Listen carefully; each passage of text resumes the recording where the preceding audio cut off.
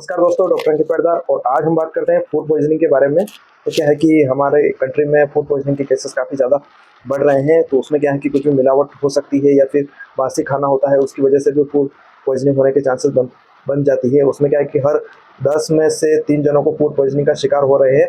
उसकी वजह कुछ भी हो सकती है, इंडाइजेशन हो सकता है या फिर कुछ भी अडल्टेंट मतलब कंटेंट रहता है। जैसे कुछ भी मिलावट हो गया फूड के अंदर, कुछ भी केमिकल मिलावट हो गया, तो कुछ भी ऐसी चीज़ रहती है जो फूड के अंदर मिल जाती है या फिर कोई मिलावट होती है, तो उसकी वजह से क्या है कि फूड पॉइजनिंग हो जाती है। तो उसकी वजह से क्या है कि जो सिम्टम्स आते हैं, जो लक्षण होते हैं, तो वो होते हैं इसमें कि पेट दर्द होना, अचानक उल्टी होना, दस्त लगना, जी घबराना और एसिडिटी होना। उसके साथ साथ क्या होता है कि इसमें पेट के अंदर जलन होना, कभी कभी उल्टी ज़्यादा होना, ताकि क्या है कि उसके अंदर से एसिड सेक्रेशन की मात्रा बढ़ जाती है, तो भी पेशेंट को ज़्यादा तकलीफ का अनुभव होता है। तो ये सारी कंडीशंस फूड पॉइजनिंग की होती है। और फूड पॉइजनिंग कोई आम समस्या नहीं है। इसमें क्या है कि बहुत सारे पेशेंट्स की डेथ तक हो जाती है, क्योंकि टाइम से अगर ट्रीटमेंट नहीं मिल पाता है तो पेशेंट को काफ़ी कठिनाइयों का सामना करना पड़ता है। तो इसी बात को लेके आज हम बात करते हैं कि फूड पॉइजनिंग क्या होती है, क्या क्या इसके लक्षण होते हैं, किस किस मिलावटी चीज़ों को खाने से फूड पॉइजनिंग होती है और फूड पॉइजनिंग को कैसे रोका जा सकता है। इन सारी बातों को बात करते हैं। तो आइए स्टार्ट करते हैं। तो भाई बात करते हैं। तो इसमें क्या है कि भारत के अंदर एक तरह से देखा जाए तो जो संस्कृति है वो विविधतापूर्ण संस्कृति है। तो वहाँ पे ऐसा देखा जाता है कि जो व्यंजन बनते हैं, स्वाद खाना पकाने की जो भी विद्या रहती है वो डिफरेंट टाइप की होती है। और इन्हीं विविधता और लोकप्रियता के बीच में गंभीर समस्या छुपी हुई है। इसको फूड पॉइजनिंग बोलते हैं, खाद्य विषाक्तता बोलते हैं इसको हिंदी में। तो एक स्थिति होती है, इसमें क्या होता है कि दूषित विषैले खराब हो चुके भोजन को अगर अपन सेवन कर लेते हैं, तो उसकी वजह से क्या है कि व्यक्ति बीमार पड़ जाता है। भारत में लाखों फूड पॉइजनिंग के शिकार होते हैं, जिसमें से अस्पताल में पेशेंट को भर्ती करवाना पड़ता है, बहुत सारों को आईवी ड्रिप वगैरह लगवाना पड़ता है, एंटीबायोटिक ट्रीटमेंट देना पड़ता है। तो उसमें क्या है कि जैसे उल्टी होती है पेशेंट को, तो डिहाइड्रेशन भी हो जाता है, डायरिया हो जाता है। तो डायरिया होने के बाद में अगर अनकंट्रोल डायरिया है, तो उसकी वजह से किडनी फेलियर होने के चांसेस भी बढ़ जाते हैं। क्योंकि क्या है कि किडनी के ऊपर वाटर कंटेंट कम होता है बॉडी के अंदर, तो प्रेशर पड़ने लग जाता है, तो उसमें भी समस्या बन जाती है। तो कॉम्प्लिकेशंस बहुत ज़्यादा है फूड पॉइजनिंग के। तो और भी जानकारी इसमें बात करते हैं। अब बात करते हैं फूड पॉइजनिंग क्या होती है। तो फूड पॉइजनिंग एक प्रकार की स्वास्थ्य समस्या है, दूषित भोजन पानी के सेवन से होती है। तो इसमें कुछ बैक्टीरिया होते हैं, वायरस होते हैं, परजीवी होते हैं या फिर केमिकल जो रसायन रहते हैं, वो अगर मिलाए जाते हैं फूड के अंदर, तो उसकी वजह से भी फूड पॉइजनिंग होने के चांसेस बन जाते हैं। अगर कहीं ना कहीं जाने अनजाने में हम ऐसा भोजन खा लेते हैं, तो शरीर में इन्फेक्शन बढ़ जाता है फूड पॉइजनिंग का। और उसकी वजह से क्या है कि उल्टी होती है, दस्त होती है, पेट दर्द होता है, कभी कभी बुखार होता है, और कभी कभी इतनी हाई लेवल की दस्त उल्टी होती है, उसकी वजह से ब्लड प्रेशर भी बढ़ जाता है, घबराहट हो जाती है पेशेंट को। और बहुत सारी बार पेशेंट उल्टी के साथ में बेहोश भी हो जाते हैं। तो ये सारी कंडीशंस इसमें बढ़ती हैं समय के साथ में। तो अपने को इसके बारे में और भी जानकारी लेना जरूरी है। भारत में फूड पॉइजनिंग के क्या क्या रीजन हो सकते हैं। तो उसमें सबसे पहले साफ सफाई की कमी। क्या है कि जिस हिस्सों में खाना बनता है, परोसनों के दौरान या फिर खाना बना देता है, विशेष साफ सफाई का ध्यान नहीं दिया जाता है। गंदे हाथ, अस्वस्थ बर्तन की वजह से या दूषित पानी जो बैक्टीरिया पनपते हैं, उस पानी का इस्तेमाल किया जाता है, तो उसकी वजह से भी फूड पॉइजनिंग होने के चांसेस बढ़ते हैं। सेकंड रीज़न देखा जाए इसमें, तो सड़क के किनारे बिकने वाला खाना।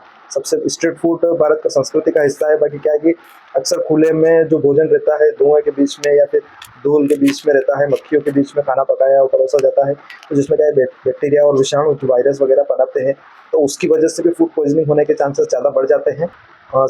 थर्ड थिंग इसमें होती है कि स्टोरेज की जो प्रॉब्लम होती है, उसमें भी प्रॉब्लम होती है। जैसे खाने को किस प्रकार स्टोरेज किया जाता है, क्योंकि क्या है कि जैसे भारत में लंबे समय तक अगर बाहर रखने ठंडा गर्म खाना को अगर लापरवाही तरीके से रखते हैं, तो क्या है कि बासी खाना फिर गर्म करके परोसते हैं, बहुत सारे होटलों में ऐसा होता है। तो उसकी वजह से फूड पॉइजनिंग होने के चांसेस सबसे ज़्यादा बढ़ जाते हैं। और एक समस्या ये भी होती है कि जो चिपकली होती है घरों के अंदर या फिर बाहर की चिपकली होती है, तो वो उसके अंदर भी काफ़ी भयानक बैक्टीरिया रहते हैं, तो वो भी खाने को दूषित कर देती हैं, तो उसकी वजह से भी फूड पॉइजनिंग होने के चांसेस बढ़ जाते हैं। तो इसको प्रिवेंट करना जरूरी है हमारे लिए। और थिंग की बात करें इसमें, तो अप्राकृतिक रसायनियों जैसे जो केमिकल रहते हैं उनका यूज़, जैसे बहुत सारे खाने के अंदर रंग मिलाते हैं, स्वाद व चमक बढ़ाने के लिए कीटनाशकों का इस्तेमाल करते हैं, रसायनों का इस्तेमाल करते हैं, तो वो स्वास्थ्य के लिए काफ़ी हानिकारक होते हैं। तो इन चीज़ों का ध्यान रखना ज़रूरी है। हम कहीं भी खाना खाने जा रहे हैं तो उसमें कलर ज़्यादा तो नहीं है या फिर कोई केमिकल का इस्तेमाल तो नहीं हो रहा है बनने में, तो ये जानकारी लेना ज़रूरी है।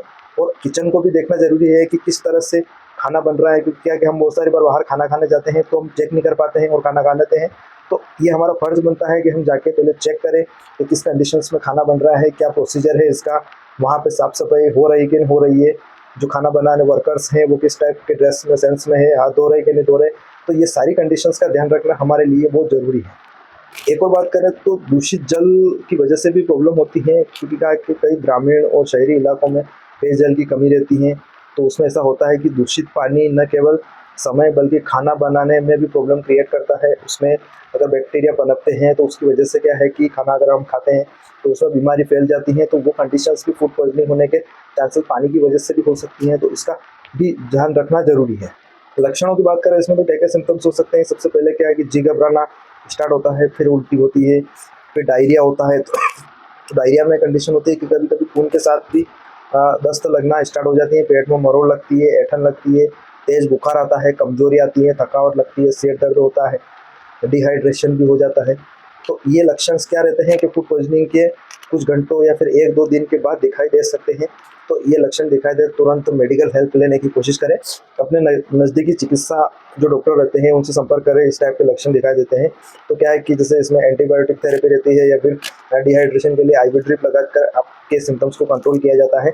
उसके बाद में क्या है कि आपको रेगुलर जो खाने में है वो चीज़ें बिल्कुल अवॉइड करना है। उसके बाद में क्या है कि कुछ हल्का खाना दिया जाता है, फल फ्रूट्स वगैरह, ताकि क्या है कि आपके जो इलेक्ट्रोलाइट्स हैं फूड आपने खाया था उसकी वजह से क्या है कि उल्टी दस्त के कारण इलेक्ट्रोलाइट इम्बैलेंसेस हो जाते हैं, तो उनको भी मैनेज करना ज़रूरी है। तो 1-2 दिन में वो मैनेज होना करना भी ज़रूरी है। तो मैनेज होने के बाद सही तरीके से आप दूसरा भोजन आराम से कर सकते हो। भारत में कुछ फूड पॉइज़निंग के सूक्ष्मजीव कैसे हो सकते हैं, जैसे बैक्टीरिया की बात करें तो बैक्टीरिया कौन-कौन से होते हैं उसके बारे में बात करते हैं। सबसे पहले सैल्मोनेला बैक्टीरिया होता है, ई कोलाई बैक्टीरिया होते हैं, इसको एस्चेरिया कोलाई बोलते हैं, लिस्टेरिया एक बैक्टीरिया होता है, क्लोस्ट्रिडियम बोट्युलिनम एक बैक्टीरिया होता है, वो भी फूड पॉइजनिंग काज करता है, नोरोवायरस रहता है। तो ये बैक्टीरिया रहते हैं जो दूषित सब्जियों खाने में, कच्ची सब्जियों में, बासी भोजन में पनप जाते हैं, या फिर बिना पका हुआ खाना खाते हैं तो खाने के थ्रू हमारे शरीर में प्रवेश कर जाते हैं, और उसकी वजह से क्या है कि हमारा डाइजेस्टिव सिस्टम इसको डाइजेस्ट नहीं कर पाता है, तो उसकी वजह से जी घबराना, उल्टी दस्त वगैरह की कंडीशन बन जाती है, पेट में ऐंठन बन जाती है, दर्द बनता है, तो उसकी वजह से फूड पॉइजनिंग की समस्या बढ़ती जाती है। अब मामलों की बात करते हैं कि फूड पॉइजनिंग के मामले कैसे बढ़ते हैं, तो भारत में समय-समय पर बड़े पैमाने पर फूड पॉइजनिंग घटनाएँ हुई है, जैसे स्कूलों में हो गई है, होटलों में हुई है, शादी समारोह में हुई है, तीर्थ यात्राओं में हुई है। तो ऐसी घटनाएँ अक्सर देखने को मिलती हैं। 2023 की बात करें तो तमिलनाडु के स्कूल में मिड डे मील में खाने के बाद 50 से ज़्यादा बच्चे बीमार हो गए थे, तो ये दूषित खाने की वजह से ये सारी कंडीशंस पनपी हैं। तो ऐसे उदाहरण दर्शाते हैं कि ये समस्या कितनी गंभीर है, और इसके बारे में प्रिवेंट करना मतलब हमको समझना ज़रूरी है कि किस टाइप का खाना कैसे बन रहा है, इसका प्रिवेंट कैसे किया जाए, फूड पॉइजनिंग को कैसे रोका जाए, तो वो भी काम ज़रूरी है। इस काम को करने के लिए एफएसएसआई जो भारतीय खाद्य सुरक्षा और मानक प्राधिकरण में एक व्यवस्था की गई है भारत सरकार द्वारा। तो वो क्या है कि खाद्य सुरक्षा व गुणवत्ता सुनिश्चित करने के लिए नियम बनाती है और समय-समय पे निरीक्षण भी करती है। इसमें क्या है कि स्वास्थ्य जागरूकता कार्यक्रम भी करवाना ज़रूरी है समय-समय पे, क्योंकि सरकार भी करवा सकती है, फिर जो प्राइवेट संस्थाएँ रहती हैं वो स्वच्छता, पोषण और सुरक्षित भोजन के बारे में अभियान चलाती हैं, तो वो भी चलाना ज़रूरी है। स्कूलों में मिड डे मील अगर बन रहा है तो उसकी गुणवत्ता भी चेक करना ज़रूरी है समय-समय पर, और क्या है कि रसोई घरों की निगरानी भी रखना ज़रूरी है कि किस कंडीशंस में खाना बन रहा है, खाना बनाने वाले सही तरीके से खाना बना रहे हैं कि नहीं बना रहे हैं, और उसमें कुछ केमिकल्स का या फिर दूषित पानी का, दूषित भोजन का यूज़ तो नहीं कर रहे हैं। तो ये सारी जानकारी हमको रखना ज़रूरी है। इसमें फूड इंस्पेक्टर रहता है तो उसकी नियुक्ति की जाती है भारत सरकार द्वारा। तो वो होटल, रेस्टोरेंट हो गया, जिस खाद्य उत्पादक इकाइयों की नियमित रूप से निरीक्षण करते हैं और उनको चेक करते हैं कि उसके अंदर कोई भी केमिकल युक्त या फिर कोई भी मिलावटी चीज़ें मिला तो नहीं रहे, जिसकी वजह से क्या है कि फूड पॉइजनिंग को कम किया जाए। इसमें क्या-क्या सावधानियाँ अपन रख सकते हैं व्यक्तिगत या फिर सामुदायिक स्तर पे, तो खाना पकाते या परोसते टाइम हाथ धोना ज़रूरी है हमारे लिए। ताज़ा व अच्छी गुणवत्ता वाला खाना खाना, ताकि क्या है कि उसमें बैक्टीरिया, वायरस वगैरह नहीं पनपे, तो उसकी वजह से फूड पॉइजनिंग होने के चांसेस नहीं हो। घर का खाना, सुरक्षित खाना पका जाए, बासी अधिक समय से बाहर भोजन पकाया गया है या फिर लंबे समय तक उसको रखते हैं तो उसमें बैक्टीरिया पनप जाते हैं, तो उस चीज़ को भी ध्यान रखना ज़रूरी है इसमें। सड़क के किनारे जो खुले में बिक रहे खाने, स्ट्रीट फूड जिसको बोलते हैं, तो उसको यथावत कम से कम करने की कोशिश करें या फिर उससे बचें, ताकि क्या है कि बच्चों में इससे फूड पॉइजनिंग होने के चांसेस ज़्यादा बढ़ जाते हैं। और इसमें बच्चों और बुजुर्गों का विशेष ध्यान रखें, सावधानी बरतें कि वो जो खाना खा रहे हैं वो शुद्ध हो, बैक्टीरिया फ्री हो और उसमें किसी टाइप की मिलावट नहीं हो। अब प्राइमरी उपचार की बात करें इसमें तो जो लक्षण दिखाई देते हैं जैसे उल्टी, दस्त, जी घबराना, पेट में ऐंठन होना, दर्द होना, तो ये समस्या दिखा जाए तो इलेक्ट्रोलाइट जो ओआरएस रहता है वो लें, तो उसमें क्या है कि आराम से सुधार हो सकता है। यदि दस्त बार-बार लगे, खून आने लगे, बुखार बढ़ता जाए या फिर उल्टी बढ़ती जाए तो उसमें मेडिकल चिकित्सा लेना ज़रूरी है, तो उससे क्या है कि जल्दी से जल्दी पेशेंट को राहत मिलती है। भारत में फूड पॉइज़निंग एक गंभीर बल्कि रोकथाम योग्य समस्या है। ये केवल स्वास्थ्य नहीं बल्कि आर्थिक और सामाजिक जीवन को भी प्रभावित करती है। आवश्यक है कि व्यक्ति, समाज, सरकार इस दिशा में मिलकर काम करे। भोजन हमारी जीवन रेखा है, इसे सुरक्षित, स्वच्छ, पौष्टिक बनाएँ, हम सबकी ये ज़िम्मेदारी है। तो इसके साथ में फूड पॉइज़निंग के बारे में हमने जो भी सीखा है, उसको फ़ॉलो अप करें और समय के साथ में अगर अप्लाई करें तो फूड पॉइज़निंग केसेज़ को हम रोक सकते हैं। तो हमारी सतर्कता ज़रूरी है, सावधानी ज़रूरी है इसमें। Thank you.